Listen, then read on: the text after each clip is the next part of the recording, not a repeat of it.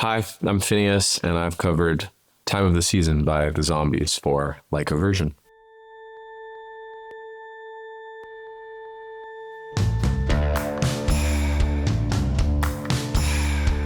This is a song I've loved over the past year specifically.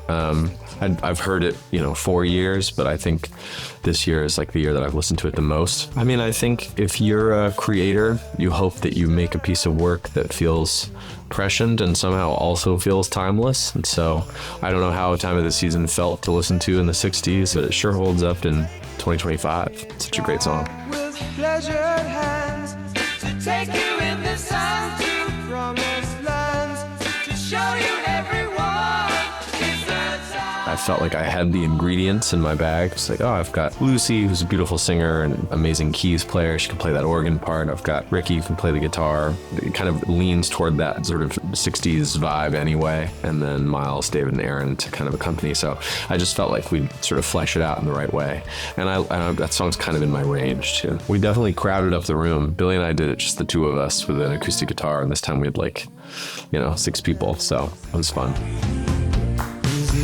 We're rehearsing for the shows that we've been putting on while we've been touring Australia.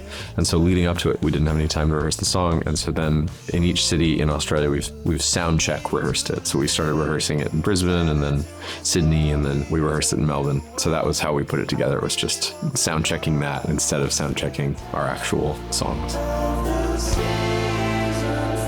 There's 2 ripping organ solos in the original Time of the Season. And in sort of rehearsing it, I kind of just sort of checked the field and was like, yeah, who wants to solo on this? And Lucy, who plays keys in our band, whipped out the most dope organ solo. And she's such a low-key person that I didn't even know she was chill like that. In soundcheck, she was just shredding on the organ. I was like, oh my God, look at that. So that was a fun discovery. I think there's a couple different categories of what makes a good cover. I think one is if you feel like you can really do a great song justice. The other is if you can reinterpret a song in a meaningful way. Yeah, anything that's an exposure to a thing you wouldn't otherwise know is a big victory. And that's the value of a platform like Triple J. It's you're down the rabbit hole one day online and you're watching an artist and then it plays an artist you don't know, but the song they're covering, so then you get to know the artist. And I think anything that exposes you to new artists, new songs is a positive thing.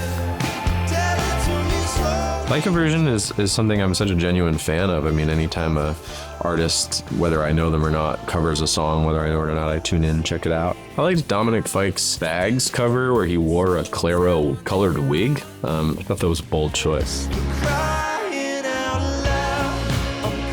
This is the title track off of my latest album. This is For Crying Out Loud off For Crying Out Loud. I'm just really proud of this song and love performing it live, and it felt like the right choice for Triple J. This was super fun. Billy and I got to do it really, really early on in her career, and that was intimidating and exciting, and so it's super exciting to come back and get to do it myself. The internet at large is a totally judgment-free, super compassionate, empathetic place, so I know that any mistakes I made will be totally forgiven and nobody will have anything negative to say about it, and so that's awesome.